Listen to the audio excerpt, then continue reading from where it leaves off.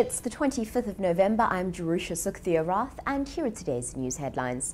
Arguments continue for the discharge of the case against Trian Devani. Julius Malema gets into a scuffle with Cyril Ramaphosa's guards, and buildings are set alight in Ferguson, Missouri. The defense for British businessman Trian Devani argued that he should be discharged of the killing of his wife Annie Hindocha because there's no credible evidence against him. Francois van Zyl for Devani spent all of yesterday trying to convince the court that various testimonies against his client held no weight and could not be relied on.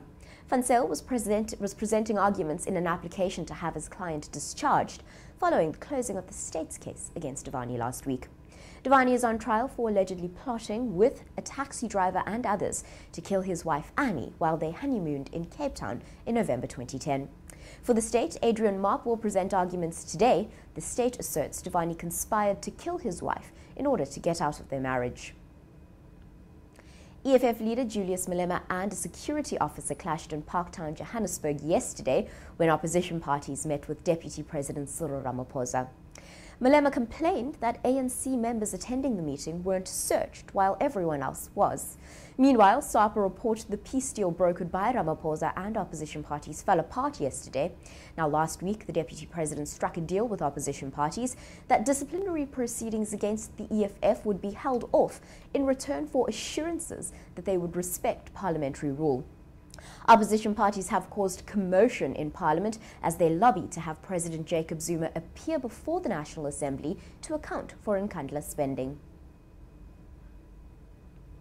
And finally, AP reported buildings are on fire in Ferguson, Missouri, as people react in anger to the decision not to indict a white U.S. police officer in the death of an unarmed black teenager, Michael Brown. Angry crowds poured into the streets of Ferguson within minutes of the news. U.S. President Barack Obama and the family of Michael Brown asked for calm after a St. Louis County prosecutor announced a grand jury's decision.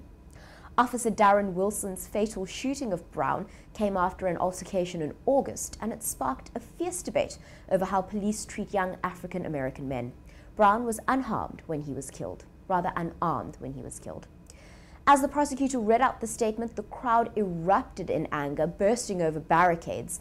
They chanted murder as police threw gas canisters into the crowd in an attempt to disperse them. For these stories and more, stay tuned to News 24 Live.